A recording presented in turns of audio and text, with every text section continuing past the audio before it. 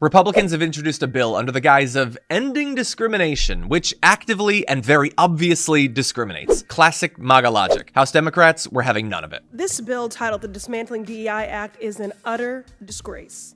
Having sat and read the text in preparation for today's markup, I have yet another example to tell my constituents about the unserious work of the Republican Party. Now, I'll work with anyone serious about progress who wants to center the people who call this country home. This isn't it. The Committee on Oversight has the broadest jurisdiction in the entire House of Representatives to investigate any topic it chooses, but we are debating legislation that denies the sky is blue, water is wet, and racism is real. The major provision of the bill says to ban anything that acknowledges racism. And a few pages later in the exact same bill, there are multiple provisions discussing the presence of racism. This Republican approach is as predictable as it is nonsensical. On one hand, they're saying that racism does not exist. On the other hand, they are saying there is rampant reverse racism. Well, how do you reverse something that never existed in the first place? Riddle me that. While this Republican policy may have a new name, it's the same old tired game. Look, y'all are entitled to your opinions, but not a denial of the facts. Do you all know your history? Do you know American history? The original Constitution counted enslaved individuals as 3/5 of a person. During World War II, the federal government forcibly relocated and incarcerated 110,000 Japanese Americans. The FHA practiced redlining in the 1930s and 60s to deny mortgages to Black Americans, which is why we have a racial wealth gap today. I could go on. The GI Bill, which is supposed to be race neutral, denied access to Black Americans, denying them equal access to education and housing benefits, which is why we do not have generational wealth. Don't talk to me about merit when those Black servicemen fought for our freedoms. And I'd also just like to take a personal note of privilege to say, please keep Dr. Martin Luther King Jr.'s name out of your mouths. Yes. Your perversion of his words and his mission when his children have asked you to stop invoking his name and perverting his work when he was a proud and unapologetic Black man fighting for equality for Black Americans and all marginalized people. So you all are entitled to your opinions, but not a denial of the facts. But I'm not surprised that you would deny American history. What I am, though, is committed. Committed to speaking truth to power, committed to standing up for marginalized communities and vulnerable people, committed to ensuring that everyone has equal opportunity to buy a house, to work a job, to pursue higher education, and to live in a society that is fair and just. A colleague across the aisle invoked the phrase of, we must do everything to stop government-sponsored oppression. Well, I've just enumerated numerous examples, which is exactly why we have legislation and an executive order to reverse this harm. And that is why I'm committed to opposing this bill and urge my colleagues to do the same. I appreciate my Democrat colleague for exemplifying exactly the kind of oppression of freedoms that we're referencing. How about we'll quote whoever we want to quote? How about that's my First Amendment right? That's exactly the kind of baked-in oppression. Like, how dare a white Republican quote Martin Luther King? We actually had a congressman say that just now in this committee. Well, thank you, good lady, for once again exemplifying the type of oppression that we stand against. You know I'm right. You know I'm right. Order. Mr. Higgins has the floor. And we will quote who we please to quote. A disgrace. And we will continue to speak freely because I'm a veteran. That's the country that I serve. That's the Constitution I swore an allegiance to. And that oath has no expiration date. I will fight for it with my last life's blood. For my right to speak freely and yours, good lady. You will never hear me saying, how dare you quote anybody you please to quote. And that exemplifies, America, precisely the type of institutional oppression that my colleague, Mr. Cloud's bill, for which I'm an original co-sponsor, hopes to push back against.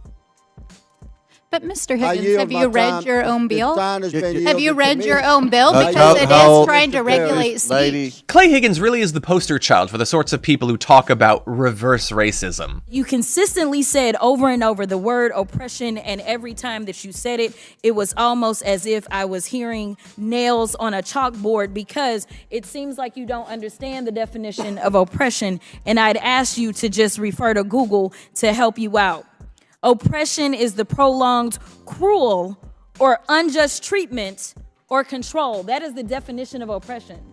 And so as I sit here as a black woman who practiced civil rights, let me tell you the reason that my colleagues wanted to make sure you understood the same black history that your side of the aisle wants to delete out of classrooms is because you can then misuse words like oppression. There has been no oppression for the white man in this country. You tell me which white men were dragged out of their homes. You tell me which one of them got dragged all the way across an ocean and told that you are going to go and work. We are going to steal your wives. We are going to rape your wives. That didn't happen. That is oppression. We didn't ask to be here. We're not the same migrants that y'all constantly come up against. We didn't run away from home. We were stolen. So yeah, we are going to sit here and be offended when you want to sit here and act like, and don't let it escape you that it is white men on this side of the aisle telling us, people of color on this side of the aisle, that y'all are the ones being oppressed, that y'all are the ones that are being harmed. That's not the definition of oppression. You tell me the prolonged, cruel, or unjust treatment that you've had, and we can have a conversation. You could start with Exodus. The final thing that I will say on this particular issue, two things. There is an article from The Guardian, and it is a little old. It's from 2021, so I apologize. But it said that back then, just 3 years ago, white men represent 30% of the population, but 62% of office holders. These are the issues that we are constantly looking at and recognizing and trying to say, is this just? I can't even tell you how many white men have served in this chamber, but I can tell you that I am only the 55th black woman to be elected to Congress. And so when you want to talk about history and pretend as if it was so long ago, it wasn't. Because again, I am just number 55. Finally, when we start to talk about what do these numbers do, as we're trying to say that diversity, equity, and inclusion is the problem, the reality is that when it comes to financial performance, companies with more diverse workforces are more likely to outperform their competitors. Companies in the top quartile for racial diversity are 35% more likely to outperform their peers on profitability. Companies with diverse executive teams are 25% more likely to generate greater profits. Diverse companies earn 2.5 times higher cash flow per employee. Diversity works. And until you can show me data that says otherwise, I think that we need to go back to being a country that listens to experts and gets out of our feelings and recognizes, again, that racism is real in this country. And until we stop pretending that it's not, we will not solve the problems that we are consistently facing. And that will bring real unity that we seek when we're looking for a more perfect union. I really have a question for the sponsor. So I've been sitting and listening and trying to hear your intent in talking about discrimination. But the problem is that argument falls apart on page 6, line 17 through line 20. And in fact, if you're sincere about your intent of the bill, what I would tell you is you should delete those lines. Because actually those lines are actual new discrimination. See, you want to get rid of an office. We may disagree with it, but you can get rid of an office. You want to change policy. You may we may disagree with the policy you want to change, but here actually, in those lines, you are creating second-class federal employees. You're creating new discrimination. May not transfer, discrimination. May not reassign, discrimination. May not redesignate any employee, discrimination. Those are protections that every other federal employee in every other office in the federal government gets. It's a right and a privilege that they get. But you're going to remove that from these people, not an office. Fine, I disagree with it, but it's an office. Not a policy. Fine, we disagree with it, it's a policy. This is people now.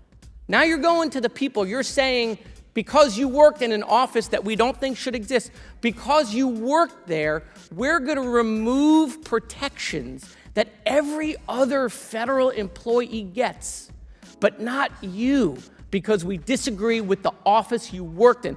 That is straight up discrimination.